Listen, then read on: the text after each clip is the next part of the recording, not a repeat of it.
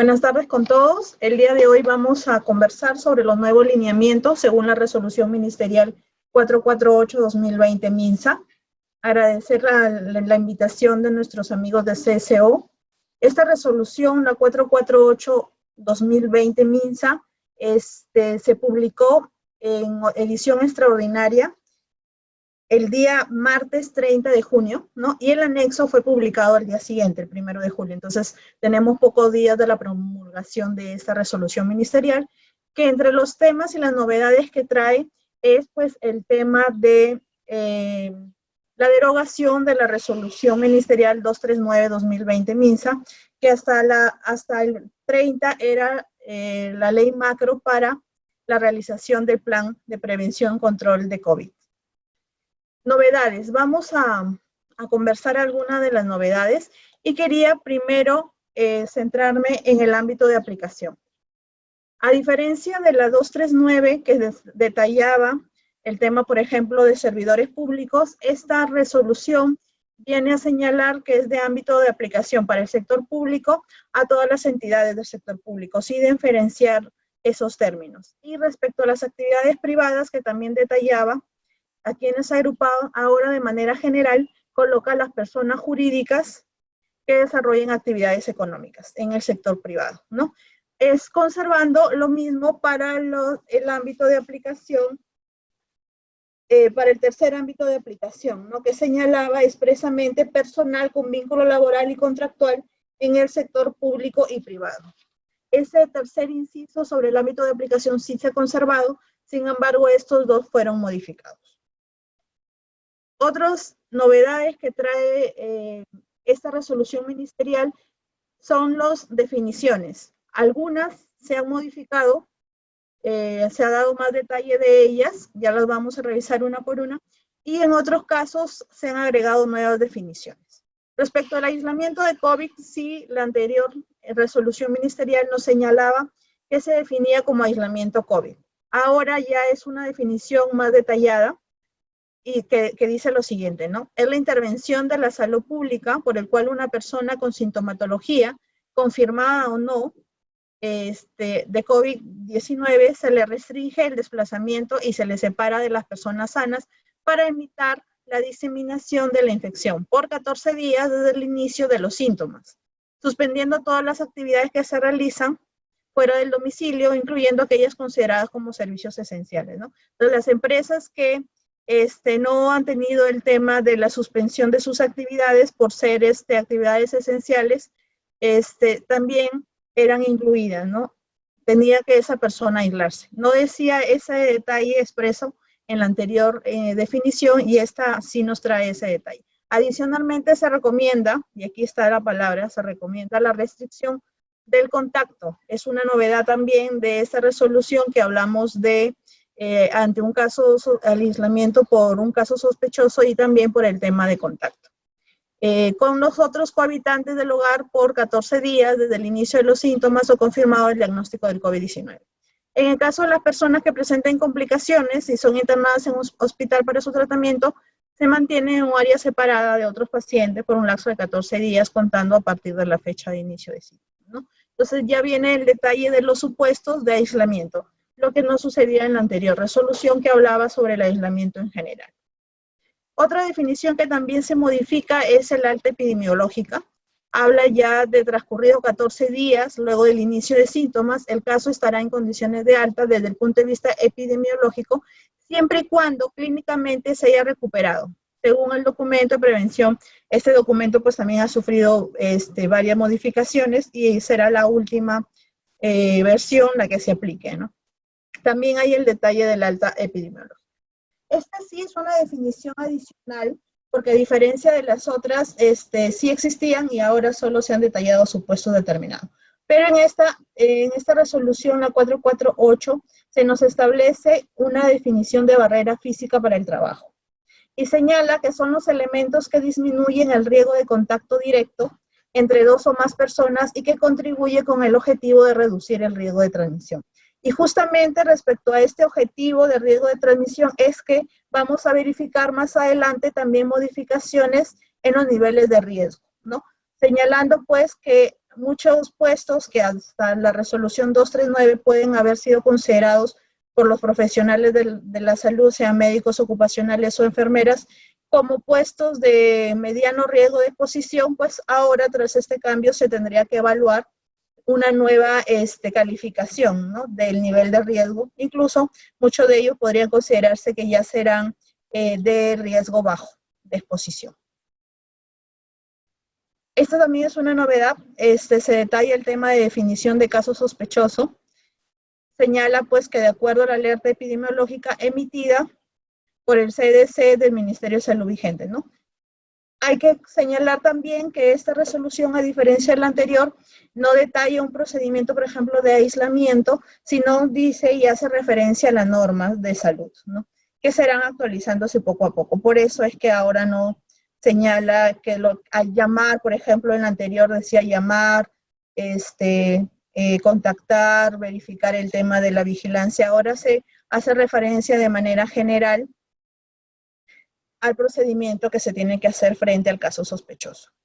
También define el caso confirmado, que dice pues que es un caso sospechoso con una prueba de laboratorio, ¿no?, positiva o reactiva, y aquí pues se tiene que revisar ya los institutos y los laboratorios que vienen realizando las pruebas, justamente es esta diferenciación entre laboratorio, entre resultado positivo o reactivo, ¿no?, sea una prueba de reacción de cadena o ya la prueba rápida de detención. Entendiendo pues que aquellos reactivos han sido expuestos al virus, pudiendo estar cursando con la infección, ¿no? Entonces ya nos detalla cuándo vamos a estar frente a un caso sospechoso y cuándo frente a un caso confirmado. También es una nueva definición de esta resolución. Esta no es una novedad porque sí en la anterior se definía que era Sensopas.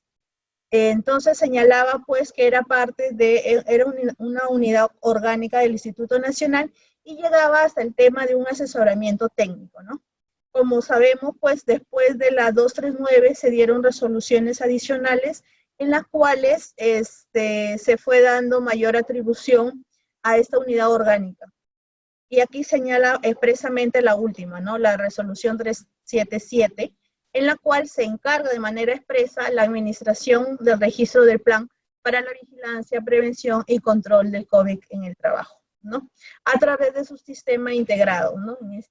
Aquí habría que señalar pues que ahora ya no es mediante el sistema, sino mediante un correo electrónico que ya veremos más adelante.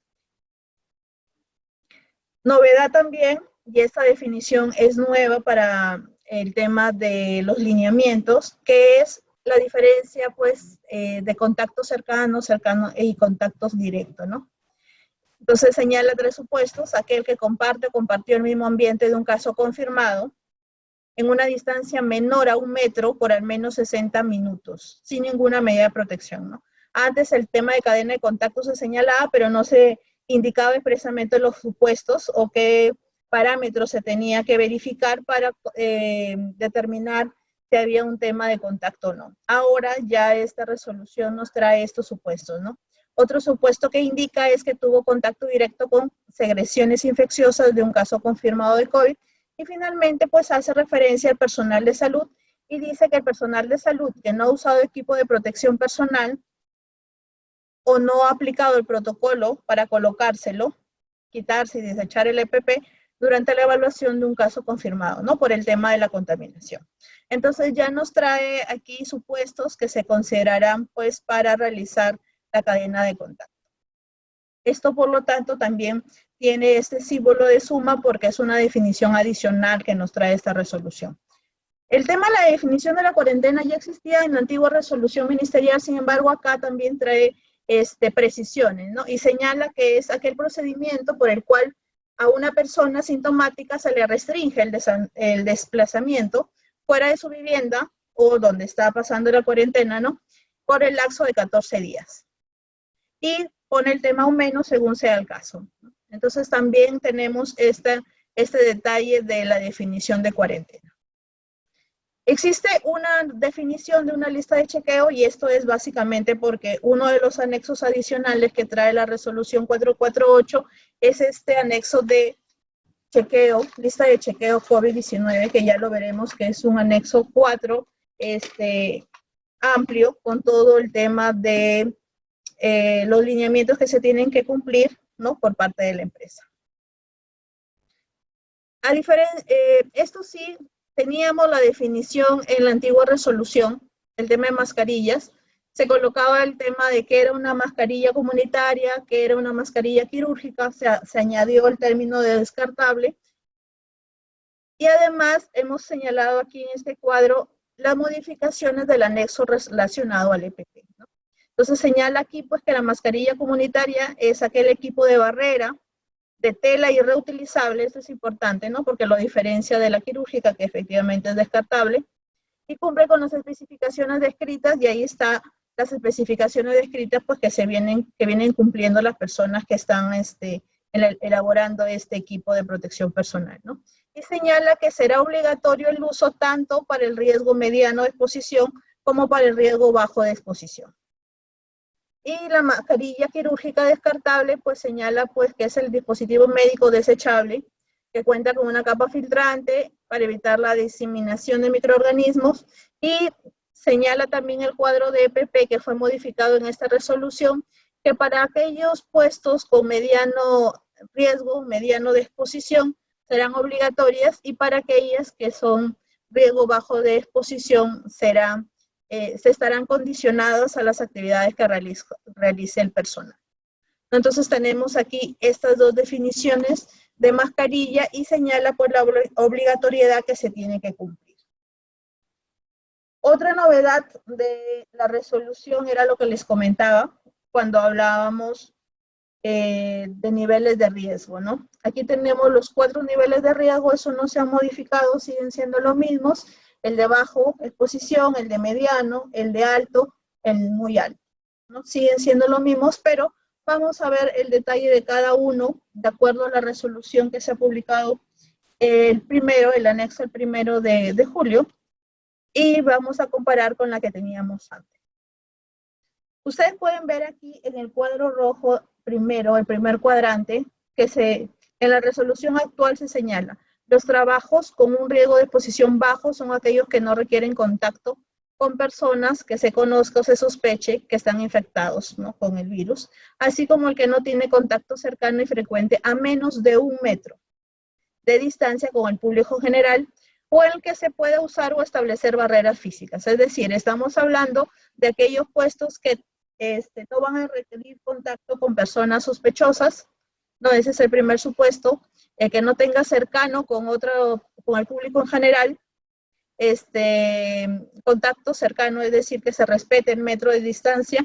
Y el otro supuesto será aquel que tal vez no se cumple el metro de distancia, pero en el que se puede utilizar o establecer una barrera básica, ¿no?, para el desarrollo de la actividad laboral. Por eso es que una de las definiciones que se añade, como comentábamos, en el tema de la barrera física, ¿no?, cuando estamos frente a una barrera física.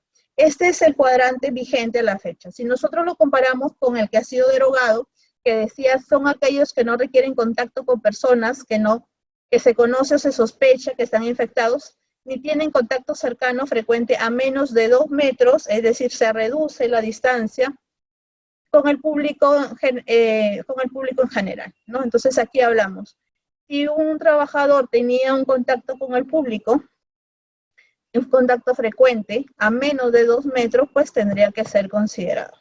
Ahora señala pues que aquí estamos hablando ya de un contacto cercano a menos no de 2 metros, sino de 1. Y además da la salvedad que así existiera este contacto siempre y cuando pues no se puede usar o bloquear barreras físicas para el desarrollo de la actividad laboral. Entonces hay esta diferencia en el primer cuadrante relacionado al riesgo bajo de exposición. Lo mismo vamos a encontrar en modificatorias en el segundo cuadrante, que está relacionado con el riesgo de mediana exposición, ¿no? Señalamos esta definición para este cambio normativo. Son aquellos que requieren contacto cercano y frecuente menos de 1 metro de distancia con el público general y que por las condiciones en las que se realizan no se puede usar o establecer barreras físicas. Entonces, si yo tengo un contacto frecuente con un público general y no puedo cumplir la distancia mínima de 1 metro, ¿no?, y además no puedo usar barreras físicas, entonces ese puesto deberá considerarse como un nivel de riesgo medio, ¿no?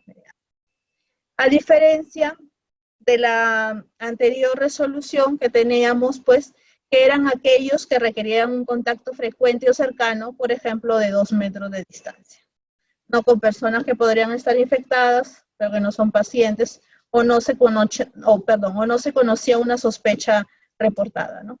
No se sabía que tenían este tema de condición de sospechoso. Entonces tenemos también aquí que se ha reducido la distancia de 2 metros y ahora está el tema de 1 metro. Bajamos al tercer cuadrante para revisar el tercer nivel de riesgo. No, tenemos que será considerado un puesto de nivel alto, aquel trabajo con riesgo potencial de exposición a casos sospechosos, cuando la persona, por ejemplo, debe ingresar a los ambientes o lugares de atención de pacientes, pero que no se encuentran expuestos a aerosoles en el ambiente de trabajo, ¿no? Y en el de muy alto decía, pues, que tenía que ingresar, pero que también estuviera expuesto a aerosoles en el ambiente de trabajo, ¿no? Y ahí señala trabajadores del sector salud. Entonces, esto es, digamos, las novedades respecto al riesgo alto de exposición y al riesgo muy alto de exposición. Vamos a ver las diferencias con los anteriores parámetros de medición. Hay que recordar también que estos parámetros, igual la misma resolución decía que eran referenciales, pero han sido utilizados por muchos para realizar el tema de la evaluación y son citados en los diferentes plan COVID, ¿no? Por eso es que es importante verificar aquí la diferencia, ¿no? En el caso del riesgo de alta exposición, señala pues que es un trabajo con riesgo potencial de exposición aquellos que tienen la exposición a fuentes conocidas o sospechosas de COVID, ¿no? Aquí colocaba a los trabajadores de salud que ingresan a los ambientes, pero a los ambientes de atención de pacientes, ¿no? Pero no que ellos tendrían la atención a pacientes, que era lo que diferenciaba con el otro riesgo, ¿no? El riesgo muy alto decía a los trabajadores de salud que realizan la atención de pacientes COVID, trabajadores de salud que realizan toma de muestra y colocaba los ejemplos de puestos, no toma de muestra, procedimientos de laboratorio de pacientes, confirmados o sospechosos, trabajadores de morgues que realizan procedimientos o cuerpos de personas con diagnóstico. Entonces señalaba estos ejemplos y decía pues aquí que era para aquellos trabajadores de salud que básicamente realizaban atención a pacientes COVID, ¿no? Entonces, a diferencia, pues acá dice que serán los trabajadores de salud que están expuestos a estos aerosoles en el ambiente de trabajo. Y aquel personal de salud que no esté expuesto a los aerosoles, ¿no? Será considerado en el puesto alto. No, ya no es muy alto, sino en alto, porque aquí señala, pues, el personal de salud, atención de pacientes, ¿no? Incluye esta actividad que estaba reservada como ejemplo para el riesgo muy alto, ya la incluye en el riesgo alto, señalando pues que estábamos frente a este supuesto cuando no se encuentren expuestos a aerosoles, ¿no? Entonces la clave aquí de diferenciar en el ejemplo específico sobre trabajadores de salud será que acá serán en muy alto serán aquellos que están expuestos a estos aerosoles y en el otro serán aquellos que no están expuestos a aerosoles a pesar de que sea personal de salud, que ahí como lo dice expresamente la normativa, que ingrese a lugares de atención de pacientes, ¿no? Entonces, aquí hay que ver esa diferencia. Otra definición que trae como novedad y es una de las que más se revisa y sobre más consultas tenemos, es el anexo 1. Y aquí pues hay que verificar algunas definiciones que da también esta norma, que es relacionado al centro de trabajo y aquí vamos a considerar como profesional de la salud, ¿no? Sobre el centro de trabajo, pues la misma normativa señala que es la unidad productiva y se va a verificar, ese va a ser el primer filtro, ¿no? ¿Cuántos centros de trabajo yo como empleador tengo? ¿Cuántas unidades productivas tengo? Entonces, en cuanto ya identifico las unidades productivas, verifico en esa unidad productiva cuántos trabajadores no voy a reincorporar o van a reingresar. Entonces, dependiendo de ese número, es que voy a verificar qué profesional para la vigilancia de la salud por el tema del COVID voy a requerir. Entonces, tenemos aquí los 6 tipos de centros de trabajo y vamos a verificar los 2 primeros grupos, una diferencia entre ambas, sí, y se incluyen en las actividades de alto riesgo, no, y ya los otros centros de trabajo van a ser solo diferenciados por número de trabajadores. Entonces, en el primer supuesto, si tengo 5 a 20 trabajadores y luego hasta 20 trabajadores, cuando están el primero de 5 a 20, así no realice, o sea, cualquier empresa que no realice una actividad de alto riesgo. Y en el segundo supuesto, en el segundo tipo de centro de trabajo, será que hasta 20 trabajadores es esta empresa, pero que sí presta servicios de alto riesgo, ¿no? Entonces, esa va a ser la diferencia entre los 2 primeros. Si yo tengo aquí una empresa de 5 a 20 trabajadores, yo voy a estar obligado a contratar a un profesional de la salud. Ya en los cuadros siguientes vamos a ver el detalle de esas contrataciones. En el segundo cuadro vamos a encontrar aquellas empresas que realizan alguna actividad de alto riesgo, entonces también, pero tienen hasta 20 trabajadores, voy a tener la obligatoriedad de contratar un profesional de la salud. Y el resto va a depender del número de trabajadores. En el tercer supuesto vamos a encontrar aquella empresa que tiene entre 21 y 50, luego vamos a tener de 51 a 100, que ya no es obligatorio, vamos a ver cuándo es obligatorio, ¿no? ¿Qué es lo que nos dice la norma? El tema de la contratación de un profesional de salud. Y acá ya no estamos hablando de un profesional de salud, sino ya se requiere una licenciada de enfermería. En el centro de trabajo 5 ya no hablamos solo de una licenciada de enfermería, sino hablamos de un médico. Y en el 6 hablamos también de los 2. ¿Cuál va a ser la diferencia entre el centro de trabajo 5 y el 6? Será el tema de las horas y la formación de los profesionales que requiero contratar. Entonces también vamos a leer a detalle lo que dice el anexo en la parte inferior para verificar las características que tiene que tener la intervención de estos profesionales para la vigilancia de la salud por la exposición del COVID, ¿no? Entonces vamos a ver lo primero. Vamos a diferenciar lo que teníamos acá como profesional de salud, ¿no? Vamos a tener que dentro de los 6 tipos de centro de trabajo que se ha clasificado, los 3 primeros hablan de profesional de la salud. Luego tenemos la licenciada de enfermería, que acá lo hemos puesto como enfermera. Luego tenemos ya el grupo 5 y el grupo 6, que habla de médico y enfermera. Y el grupo 6 además habla de un médico con especialidad, ¿no? Y por eso hemos pusto un médico ocupacional. Entonces, este es el personal médico que requeriría la empresa dependiendo de qué tipo de centro de trabajo se ha calificado, ¿no? Entonces, en el primer supuesto, en el tipo 1, recordemos que es aquella empresa de 5 a 20, que no es una empresa que realiza una actividad de alto riesgo. Esta empresa señala el anexo, en el recuadro que está abajo del anexo de este cuadro, señala que podrá solicitar el apoyo. Entonces, si la norma me señala, podrá solicitar el apoyo, estamos hablando ante una obligación, ante una contratación obligatoria o es opcional. Porque no señala, como en los otros supuestos, que debe contar, que debe solicitar, sino señala que podrá solicitar el apoyo. Entonces, esta contratación podríamos calificarla como una contratación opcional, ¿no?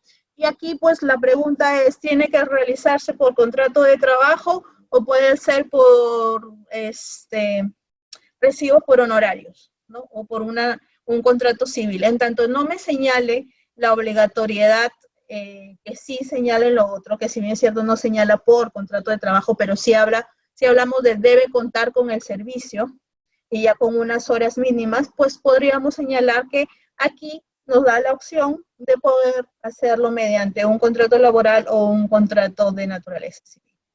En el segundo tipo, que estamos hablando de aquellas empresas de un trabajador a 20, pero la diferencia del primero es que es una empresa que realiza actividades de alto riesgo, señalamos que el cuadro nos señala que para este tipo de centro de trabajo se debe solicitar la consultoría. Entonces aquí dice tienes, no es que puedes, sino debes solicitar la consultoría. Pero cuando hablamos de un tema de consultoría, pues ustedes me dirán en qué supuestos yo como empleador contrato mediante un contrato laboral un tema de consultoría. Es muy usual que la consultoría justamente se dé a través de una relación civil y no hay un mínimo de horas en este supuesto, ¿no? Entonces aquí vamos a verificar que la pregunta también ¿es obligatorio que se realice mediante contrato de trabajo? No. Entonces aquí verificaríamos pues que si leemos debe solicitar la consultoría, no me habla de una jornada laboral, no me habla de un contrato de trabajo, sino me habla de o tal vez una relación civil que yo necesito pues que una persona que sepa del tema me apoye para realizar la vigilancia, ¿no? En este caso, la persona que se identifica es un profesional de la salud. En el tipo 3 ya empezamos, para el 3, el 4, el 5 y el 6 ya empezamos a ver la obligatoriedad y hablamos de contar con el servicio.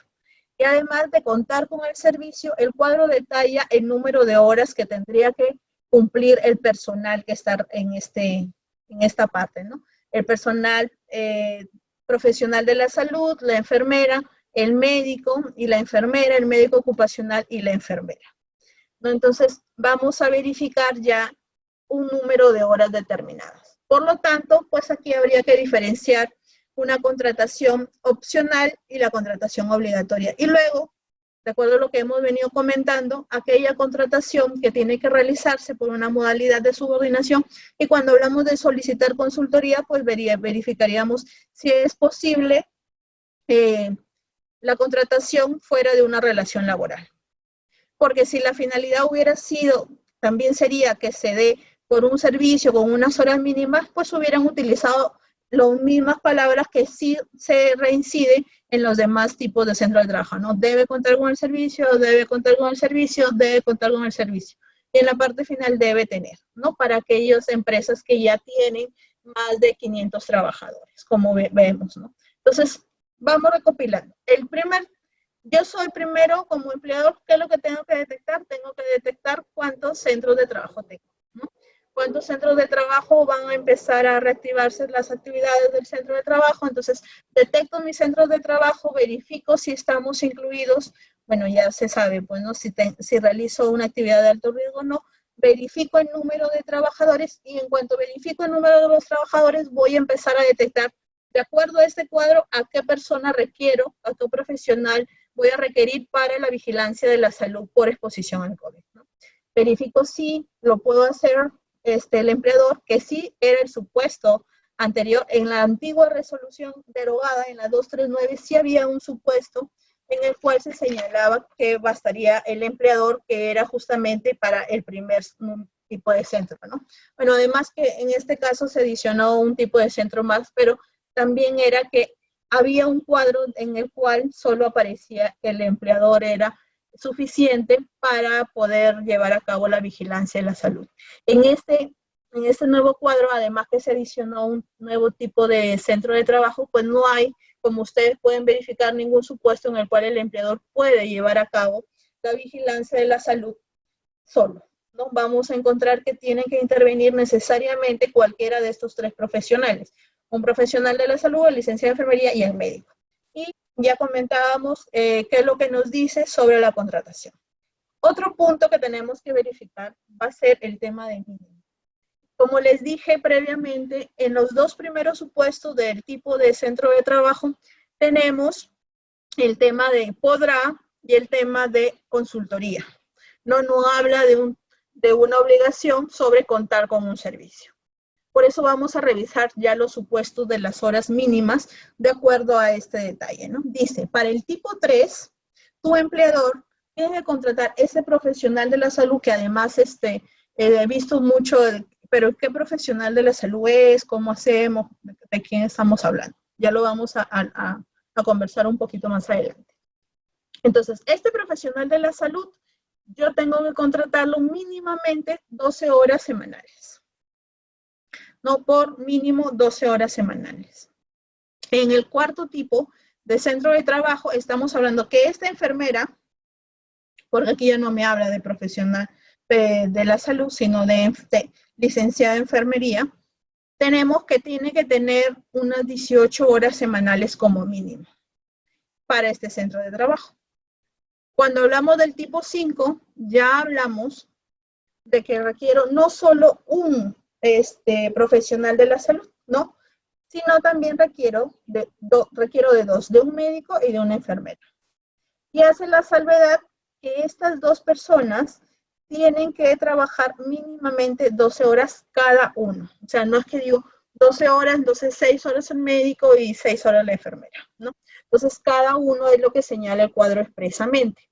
Y en el tipo 6 ya no habla de un médico con estudios, ya lo voy a leer detalladamente para verificar estas características de formación, sino hablamos ya de un médico con segunda especialidad como médico ocupacional y de una enfermera.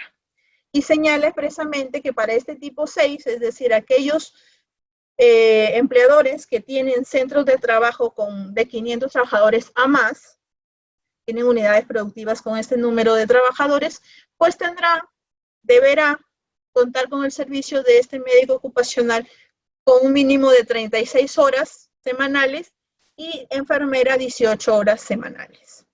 Entonces, este es el detalle de la modificatoria de este cuadro, ¿no? Del primer anexo, que se conserva siendo el primer anexo en ambas resoluciones.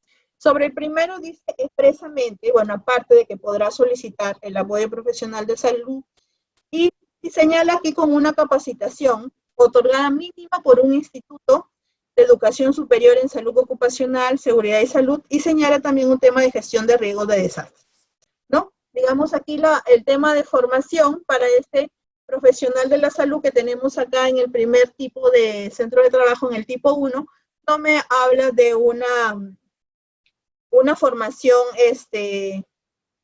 de salud ocupacional, sino que puede ser cualquier formación relacionada incluso a riesgo de desastre, ¿no? Y no necesariamente por alguna universidad, sino que da la opción de un instituto, ¿no? Mínimamente con esta formación de un instituto de educación superior, eso es lo que dice expresamente. En el tipo 2 va a señalar que este profesional de la salud, tiene que ya tener capacitación en salud ocupacional o seguridad de salud en el trabajo, ¿no? Aquí ya lo restringe. En el otro permitió que este profesional de salud tenga incluso algún tipo de capacitación sobre riesgos en desastres, en el tipo 1. O sea, esa persona que yo voy a contratar, que ya veremos qué personal profesional de la salud es mínimamente tendría que tener una capacitación de salud ocupacional y permiten también aquellas capacitaciones sobre riesgo de desastres. En el segundo supuesto ya no, dicen, a mí me interesa que este profesional de la salud cuente con una capacitación de salud ocupacional o seguridad de salud en el trabajo tal cual, así de manera obligatoria. Para el tercer supuesto, el tipo 3, señala lo mismo y adiciona el tema de horas, ¿no? Habla de la misma, ya no permite una capacitación de riesgo de desastre, sino que tiene que salir así la especialización o este curso de especialización o capacitación que contara de salud ocupacional o seguridad de salud en el trabajo, en los primeros supuestos. Ya cuando habla de enfermera, habla ya también de las horas y señala pues que tiene que tener capacitación de seguridad y salud en el trabajo. Para la enfermera, lo mismo va a ocurrir para el otro supuesto del caso número 5, pero aquí vuelve a abrir la capacitación y dice, además también será válida aquella gestión de riesgo de desastres o equivalentes, ¿no? Entonces, aquí vuelve otra vez a decir que esta enfermera que acompaña al médico, ¿no? A diferencia de la enfermera anterior, que sí se le requiere la capacitación sobre seguridad de salud en el trabajo, esa capacitación específica, en el tipo 5 dice que la enfermera puede tener otra capacitación también relacionada a gestión de riesgo de desastres. No, y lo mismo ocurre pues para el médico. A diferencia de esta flexibilización en este grupo 5, al grupo 6 ya pues habla de un médico ocupacional y para el caso de una enfermera también habla de capacitación universitaria mínima sobre un diplomado de salud ocupacional. Medicina ocupacional, seguridad de salud en el trabajo, gestión de desastres o equipos, ¿no? perdón, o equivalentes, ¿no? Aquí ya hablamos de diplomados, o sea, implica una formación adicional. Al médico le pide la segunda especialidad, que es como médico ocupacional, y a la enfermera le dice, tú por lo menos ya no puedes tener un curso, ¿no? Alguna capacitación, incluso dado por un instituto técnico, como sí permite el primero, ¿no? O alguna especialización, algún curso de especialización, sino que requiere ya un diplomado, ¿no? Y ya lo que nosotros hemos realizado en alguna oportunidad algún diplomado, pues sabemos que se requiere un mínimo de horas para que ese diplomado sea válido, ¿no? Entonces, empieza a solicitarse más requisitos sobre la formación. Entonces, tenemos aquí, primero, el tema de números de trabajadores, el tema de qué personal necesito, luego a este personal la modalidad, cómo lo voy a contratar, ¿no? Cuando estamos ante una obligatoriedad, o sea, ante una contratación obligatoria, y cuando podríamos decir que, como decía la palabra, el tema de podrá solicitar o debe solicitar la consultoría, que no necesariamente implica un número de horas. Y luego ya el 3, 4 y 5 y 6 requieren número de horas, y también quería compartir con ustedes este tema de formación, ¿no? Pero el profesional de la salud, para el primer tipo, cualquier curso, incluso de algún instituto, ¿no?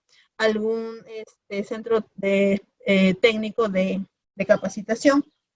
Y en nosotros, incluso señala el tema de capacitaciones en general sobre desastres, riesgo de desastres, y en los otros ya empieza a puntualizar que tiene que ser salud ocupacional o seguridad de salud en el trabajo, o sea, salud ocupacional o seguridad de salud. Y para el tema de las 6, pues ya señala un diplomado para la enfermera y el médico su especialidad. Entonces, ¿qué tan factible es en el mercado ahora contratar a este profesional de la salud, enfermera, médico y enfermera, médico ocupacional con estas características? Pues a diferencia del otro cuadro que también traía esa obligación, ahora ya se detalla más, ¿no? Se coloca ya un detalle sobre temas de horas, sobre todo, porque en la anterior resolución hablábamos del máximo, ¿no? Decía expresamente, por ejemplo, para el tema de profesional de enfermería, decía máximo de 36, no hablaba de mínimos. Entonces, tú podrías decir ya que venga, imaginémonos, 10 horas semanales, no había, y no podían decirte que estabas infringiendo esta obligación, porque hablaban de máximos. A diferencia de la 239, esta resolución sí nos trae mínimos, y además de manera indirecta nos dice, nos deja ver la modalidad de contratación de esas personas. Profesionales de la salud. La ley, la 239 señalaba de manera general la definición de profesional de salud, igual que esta nueva. Vamos a verlo para leérselo, que lo tengan así general. Es aquel que cumple la función de gestionar o realizar la vigilancia de la salud de los trabajadores. O sea, más que la definición de quién es un profesional de salud, decía que era lo que tenía que hacer, o sea, cuál era su función ahora en el tema del plan COVID. No es. Por eso tenemos que utilizar normas generales que existen relacionados al servicio de salud, ¿no? Entonces, un poco recopilando la normativa, he podido sacar estos ejemplos, ¿no? ¿Por qué? Porque tampoco salió un proyecto en el cual se solicitaba que el tema se defina que era un profesional de la salud, pero quedó como proyecto, no se unificaron los criterios. Entonces, hay 3 normativas en temas de medicina, en temas de medicina en general, ¿no? Donde se empieza a detallar a quienes son considerados profesionales de la salud. Entonces, uniendo esa normativa más el tema del tecnólogo médico, más otra que señalaba de manera general estos supuestos, es que he podido resumir que incluye a enfermeros, obstetras, odontólogos, biólogos, ingenieros sanitarios, nutricionistas, psicólogos, químicos farmacéuticos, tecnólogos médicos, médicos veterinarios, trabajadores sociales y químicos. Y en la normativa de temas de salud señala incluso que estos químicos farmacéuticos, los médicos veterinarios serán siempre, obvio, cuando tengan la formación, una formación adicional, no solo con ser médicos veterinarios para ser considerados dentro de profesionales de la salud. Entonces, aquí tenemos un resumen para poder entender este término, ¿no? Porque, como les digo, la resolución ministerial no nos señala quiénes son, ni no nos dicen cuál es la labor de este profesional en el plan COVID. Luego, si gustan, ya por interno coordinamos para que se les envíe el detalle de cada normativa, porque como les digo, no existe una norma donde diga los profesionales de la salud son y sean solo esos, ¿no? Hay que revisar 2 adicionales y sumando estas 3 normativas es que sale este listado. Otra novedad sobre el tema del plan COVID es lo que les decía, ¿no? Antes se hablaba del registro de SISCOVID, además el registro de SISCOVID ha sufrido modificaciones, ¿no? A los que de alguna manera hemos estado verificando este tema, antes hablábamos de adjuntar el plan COVID al registro, ¿no? Adjunto archivo y ahí se enviaba. Luego se cambió la modalidad y entonces empezó a hacerse el registro manual. La pantalla del registro sacaba elemento 1, 2 y así sucesivamente, iba llenando, iba declarando y luego te emitían la constancia. Ahora con este tema, esa normativa pues se señala que el plan de vigilancia, prevención y control del COVID ya no se presenta en la plataforma SISCOVID, sino al correo electrónico y señalan el correo empresa@minsa.gov.p. O sea, ya no hay un tema previo de solicitar la clave, ¿no? Luego para poder ingresar el detalle y el tema de la constancia automática, ¿no? Entonces hay que enviar el correo y esperemos pues que la respuesta sea de manera inmediata o lo más pronto posible, ¿no? Otra novedad sobre este tema es justamente que señala que se procederá a la suspensión o cancelación del registro del plan de verificarse la existencia de campos obligatorios no llenados de ese registro, con información falsa o no auténtica sobre la seguridad y salud de trabajadores y prestadores de servicio o al cumplimiento de los lineamientos. Entonces ya estamos hablando de una fiscalización más detallada, porque también esta resolución ministerial nos trae como novedad que nos pide información más detallada sobre profesional de salud, ¿no? El anexo señala, vamos a decirlo aquí expresamente, que tengo que colocar el tema del tipo, número de documento, nombre, apellido, edad, profesión, especialidad, número de colegiatura, registro nacional de especialidad, si contara ella con especialidad, el correo electrónico, celular, puesto de trabajo, lugar de trabajo, centro de trabajo, en caso de tener diferentes sedes, ¿no? Si estamos hablando de un empleador que tiene diferentes sedes, pues obviamente ya existía la finalidad ahí, pero si ya lo solicita en el acápite de descripción de servicio de seguridad y salud en el trabajo, pues también se va a verificar a qué centro de trabajo va a estar destacado el profesional de salud, el enfermero, el médico o el médico ocupacional que se contrata. Entonces, esta es la novedad, ¿no? A través de estos canales de comunicación que se están colocando como información obligatoria del plan, es que se va a luego verificar que lo que dice el plan sea ejecutable, o sea, se ejecute, se cumpla, y además sea información verdadera, ¿no? Porque de detectarse que dicha información es falsa o no auténtica, se procederá a la suspensión o cancelación de registro. Y sabemos que sin el registro no se pueden realizar las actividades económicas que poco a poco se han ido activando por las fases, ¿no? Aquí va una fotografía. Bueno, además no será obligatorio el control de la temperatura aleatoria al momento de ingreso al centro de trabajo en las empresas con menos de 20 trabajadores, ¿no? Recordemos pues que el tema de temperatura, ya con la modificatoria que surgió la 239, ya no era necesario el registro, ¿no? También por un tema de protección de datos personales, aunque yo la verdad es que no sigo sin entender por qué se está enviando algunos deliveries con la temperatura de los trabajadores, ¿no? Entonces, finalmente, ese es un dato personal que no debería estar en terceras personas, ¿no? Si bien es cierto, hay un derecho al consumidor ahí, ¿no? Que yo le garantizo que estoy cumpliendo con las medidas, pues, si se diera el caso, ¿no? En algún momento yo lo pediría, pero para que se lo hagan llegar a todos, bueno, Por eso se conserva el tema de que no es necesario el registro de la temperatura. Solo la toma, ¿no? Y además aquí señala pues que ya no es obligatorio el tema de la temperatura aleatoria al momento de ingresar. El tema de las pruebas rápidas, serológicas, moleculares, también ha cambiado, ¿no? Decíamos en el anterior, es parte de la consecuencia, ¿no? Si mis niveles de riesgo también se han modificado, también la obligatoriedad cambia, ¿no? Entonces señala expresamente que ya no es obligatorio aplicar pruebas a puestos de mediano y bajo riesgo. Antes eran facultativas solo para los puestos con bajo riesgo, ¿no? Entonces solo los de bajo riesgo eran facultativos. Tú como empleador, con la asesoría de médico ocupacional o profesional de enfermería que tú contratabas, pues decidías si era necesaria o no la aplicación de estas pruebas. Ahora, no solo esa norma se aplica para los puestos de riesgo, de baja exposición, sino también para los de mediano.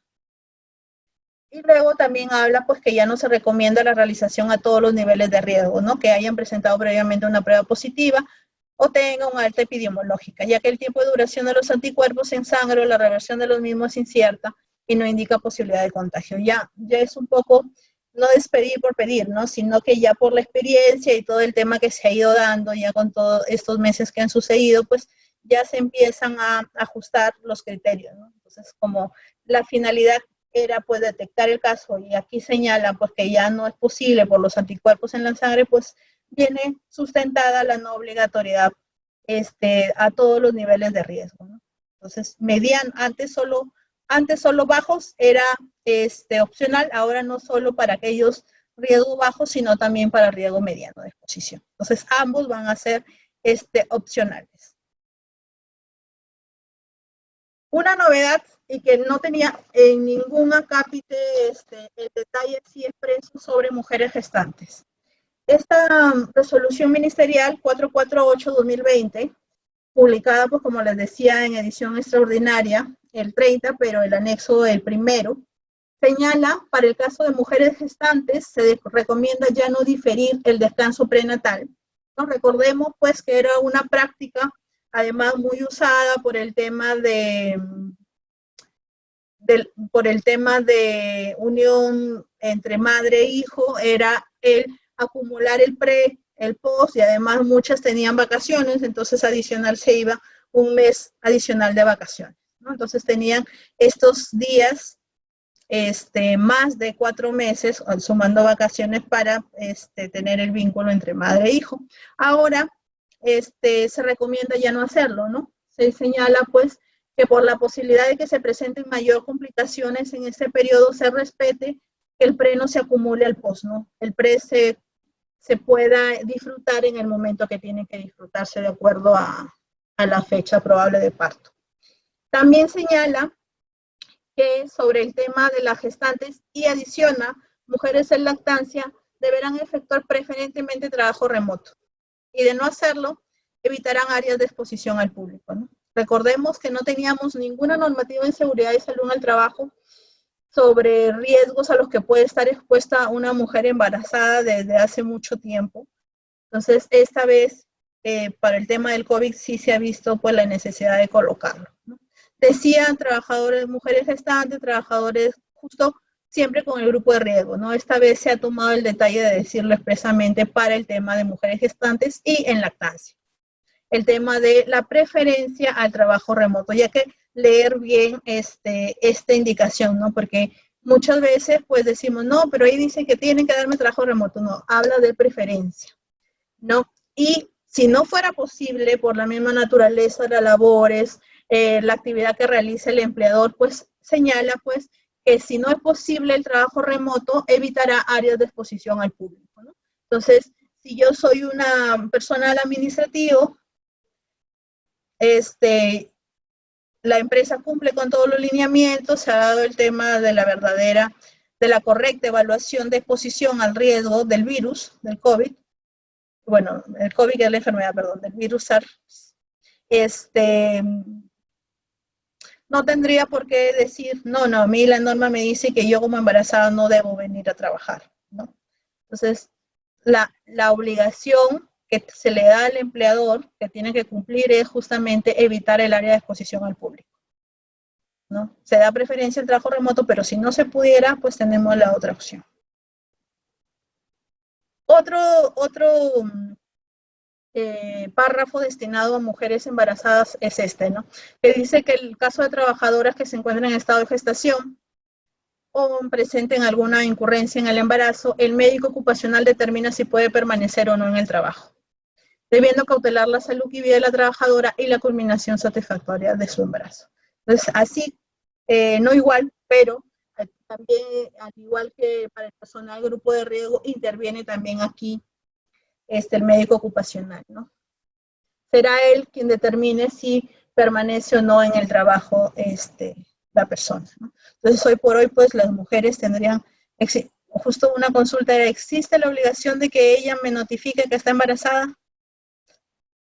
Ahí pues tendríamos que ver. Obviamente, pues, cuando ya estamos así como en la figura con un estado visible, o sea que se puede verificar, ahí ya pues la notificación. Pero ahora en este supuesto, si estamos frente a una persona que tiene 2, 3 meses, ella tendría que declararlo para que el médico ocupacional pueda evaluar su condición y decidir si permanece o no en el trabajo, ¿no? Entonces, yo, aquellas empresas que no tienen, por ejemplo, un programa para mujeres gestantes, tendrían que elaborar uno con este tema, ¿no? O adicionar a los que tienen programa de mujeres gestantes un anexo para justamente estos tiempos todavía de pandemia, que esté acoplado al plan, ¿no? Porque en el plan tú señalas que vas a respetar esto, que vas a hacer esto, pero el cómo vas a hacerlo es que implica documentos adicionales, procedimientos adicionales, anexos adicionales, ¿no? Señala, esto también es una novedad que no estaba en la anterior, que aquellas empresas que tengan hasta 5 trabajadores que no realicen ninguna actividad de riesgo, cumplirán con la obligación de registrar su plan COVID mediante el formato simplificado, que es el que vamos a ver a detalle ahora, ¿no? Entonces, si yo soy una empresa que no tengo más de 5 trabajadores, no realizo ninguna actividad de alto riesgo, ¿qué decíamos? ¿Qué decía el anexo 1? Decía que yo puedo, ¿no? Expresamente, podrá solicitar el apoyo de un profesional de la salud, ¿no? Y aquí esto valida lo que comentábamos, ¿no? Porque dice podrá, estamos hablando ante una contratación facultativa, no obligatoria. Y dice que cumplirá la obligación de registrar su plan, es decir, ¿para qué vas a necesitar a una persona? Porque no es obligatorio, si puedes realizar el llenado de este anexo, del anexo 6. Entonces, vamos a verificar aquí de manera general estos supuestos para luego detallar un poco del supuesto general, macro para todas las empresas. ¿Por qué? Porque resume todo el tema de los lineamientos, ¿no?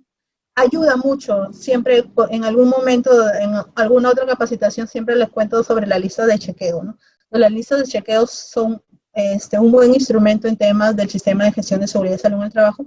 Un claro ejemplo es ahora para este tema de la resolución que se ha publicado sobre el plan COVID, que anexa 2 listas de chequeo, ¿no? Entonces, esta empresa que no supera los 5 trabajadores va a cumplir con contar con un plan si llena esto y señala cumple, ¿no? Aparte de cumple, aquí hay un cuadrito adicional que dice pendientes por mejorar detalles, que bueno, aquí ya no lo he puesto pues, porque ya dependerá de cada situación de la empresa.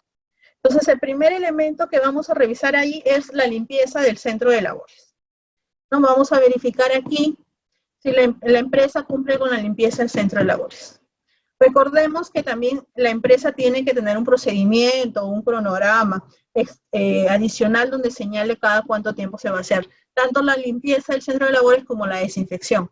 Además, pues señala también el plan si lo va a realizar la misma empresa o va a contratarlo, ¿no? Va a tercerizarlo. Entonces, eso también es importante para el checklist de manera general. Estos 2 puntos van a coincidir, ¿no? El tema de la limpieza y desinfección, tanto en este anexo pequeño como en el anexo grande. Luego tenemos el tema de medidas de higiene. Señala Se aseguran los puntos de lavado de manos con agua potable, jabón líquido, jabón desinfectante y papel toalla. Es importante que nuestras hojas de checklist que tengamos para verificar este cumplimiento, este lineamiento, pues tenga ese detalle, ¿no? Porque a veces solo punto lavado de manos, ¿no? ¿Qué es lo que tenemos? En el plan se coloca, no es obligatorio que todos los trabajadores realicen el lavado de manos antes de ingresar. No, y no tomamos el detalle de, ¿no? En aquellos puntos de lavado de manos implementados, por los que ya están, ¿no? Los que han tenido suerte de que el servicio higiénico esté al inicio.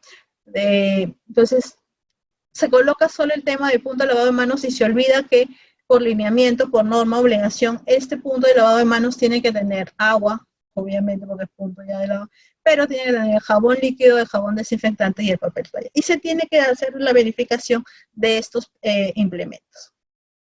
Luego también sobre el punto de alcohol para la desinfección de manos, ¿no? También recordemos, incluso ya muchos de los planes sectoriales adjuntan al plan, al protocolo, ¿no? Del plan COVID, adjuntan la información publicada por la Organización de la Salud, Mundial de la Salud, cómo es la técnica correcta de lavado de manos y la técnica de desinfección. Entonces, eso también tendría que ser parte, no de este plan, porque obviamente esos son para pequeñas empresas que no superan los 5, pero sí para los planes de las empresas cuyo centro de trabajo es 2, 3, 4, 5 y más razón con 6, ¿no? Entonces, habría que agregarse ahí la técnica de lavado de manos y de desinfección. Los trabajadores proceden al lavado de manos previo al inicio de sus actividades laborales, ¿no? Tengo que tenerlo expresamente ahí. Tiene que haber la sensibilización, las capacitaciones. Esta resolución ministerial, la 448, al igual que la otra, señala sobre qué temas se tiene que capacitar y sensibilizar a los trabajadores, ¿no? Luego tenemos el tema de los carteles en las partes superiores de los puntos de lavado de manos para la ejecución del método, como les decía, ¿no? ¿Dónde se saca ese método? De mi anexo 5 o 6 de mi plan, ¿no? Este es el anexo, entonces yo mando a imprimir y coloco en los carteles.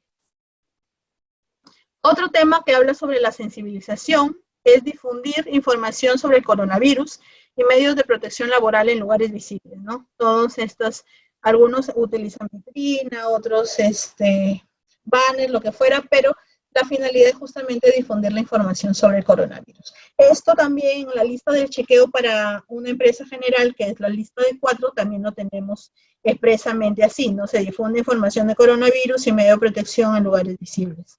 Luego aquí dice, se difunde la importancia del lavado de manos, toser, estornudar, lo mismo ocurre acá también, ¿no? Incluso, por ejemplo, si no recuerdo mal, transporte de carga y mercancías, señala ahí la información de la Organización Mundial de la Salud sobre higiene respiratoria, ¿no? El tema de toser o estornudar cubriéndose la boca con la flexura del codo, y ahí sale el dibujo, ¿no? Esa información existe, ¿no? Entonces es parte de lo que se tiene que utilizar para cumplir el lineamiento sobre la sensibilización de la prevención del contagio en el centro de trabajo.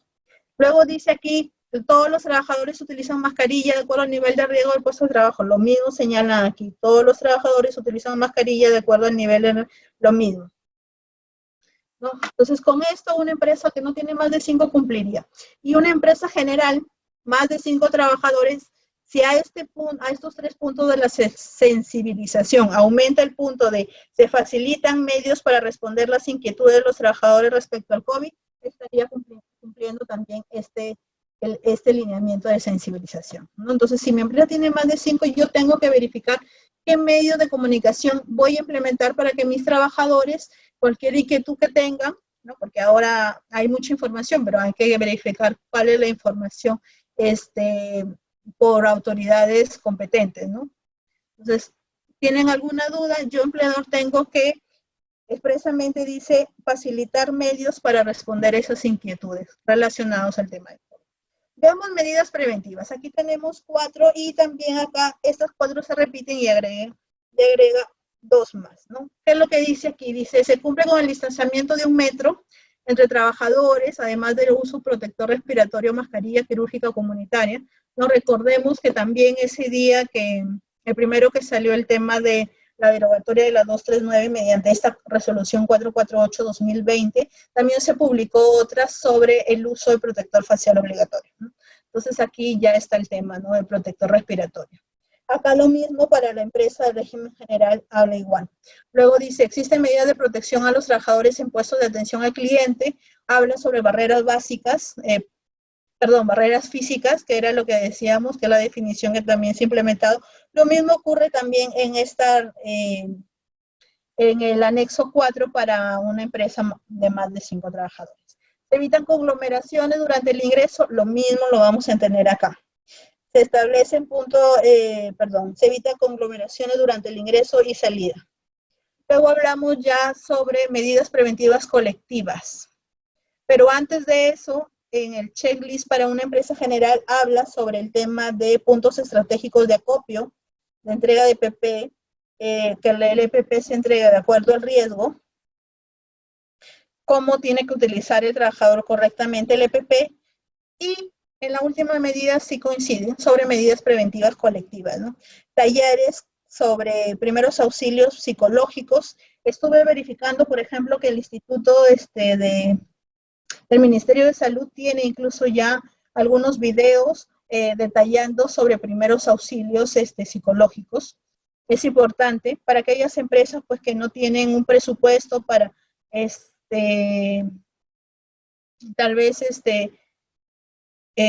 contratar alguna capacitación ahora de manera inmediata, podría utilizarlo, ¿no? Ya después, poco a poco, en tanto se vaya reactivando la economía, así como sus actividades, podrá ya empezar a hacer un acompañamiento, porque también señala aquí sobre temas de apoyo emocional, ¿no?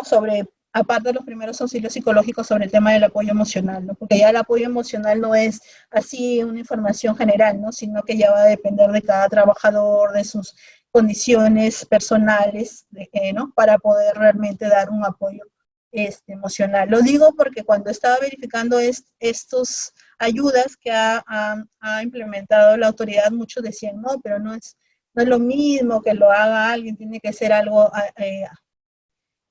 acorde a la empresa. Sí es cierto, ¿no? Pero hay de empleadores que por lo menos con esa información que se le brinda al trabajador no cumple con el principio de capacitación, pero sí cumplirá con el de información, ¿no? Sobre hacerle llegar este material, ¿no? Sobre las medidas preventivas. Y ya poco a poco luego empezar a implementar el tema para empresas de más de 5, el tema del apoyo emocional, que sí está en el checklist del anexo 4. Luego está el tema de vigilancia en la salud del trabajador, que señala pues que se interroga diariamente a los trabajadores sobre la presencia de sintomatología no compatible con casos sospechosos. Lo mismo acá dice, se registra, se registra dicha información, ¿no? ¿Qué es lo que me preguntan aquí? Bueno, se necesita que el trabajador lo haga físico y firme, no, pues existe la opción del tema online, ¿no? Por el mismo tema del distanciamiento que se quiere cubrir, ¿no? Que no se quiere que se transgrede el tema del distanciamiento por lo menos mínimo de 1 metro, entonces se puede dar este llenado y envío virtual de todos los trabajadores sobre su ficha sintomatológica. ¿Por qué aquí en este checklist para las empresas que no tienen más de 5 se hace diario? Porque justamente no hay un profesional de la salud que pueda monitorear el tema de la temperatura, que sí está para la empresa grande, ¿no?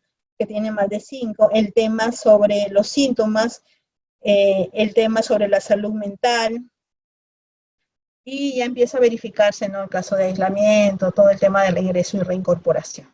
No, acá simplemente se coloca la obligación de llenar la ficha sintomatológica diaria. ¿No? Entonces ya con esto estaríamos resumiendo todo, bueno, los principales cambios, porque digamos hay más detalle, pero quería compartir con ustedes estos principales cambios y sobre todo centrarnos sobre el personal que necesitamos como empresa para poder realizar la vigilancia de los trabajadores. Esto entonces sería todo. No sé si hay alguna pregunta para poder culminar con nuestra exposición.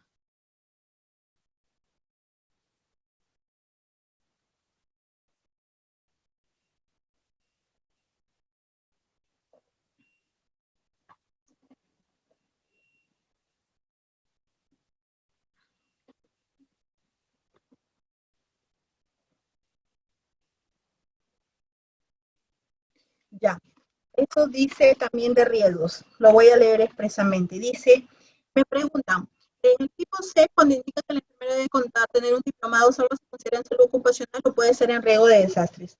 Dice expresamente, una capacitación universitaria mínima de diplomado de salud ocupacional, seguridad de salud en el trabajo o gestión de riesgos de desastres o equivalentes. Entonces, a esa respuesta también puede ser a riesgo de desastres. Si es necesario presentar el plan respectivo para su aprobación, pues trabajo en su centro médico. Ya, eso ha sido derogado expresamente. No, antes se señalaba pues que antes de ingresarlo a SISCOVID, aquí lo voy a leer, porque lo marqué.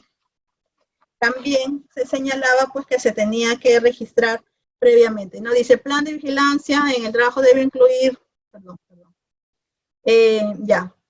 a través del sistema integrado de SISCOVID, en el proceso de MS partes y además pues hablaban de una aprobación sectorial, ¿no? Acá en el nuevo 448 habla expresamente del registro de plan por medio del correo electrónico que les comentaba, ¿no? No dice del sectorial previamente.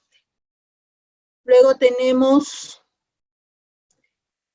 en un centro médico que emite los certificados para el trámite de brevete. ¿Qué tipo de profesional de la salud? No me queda claro.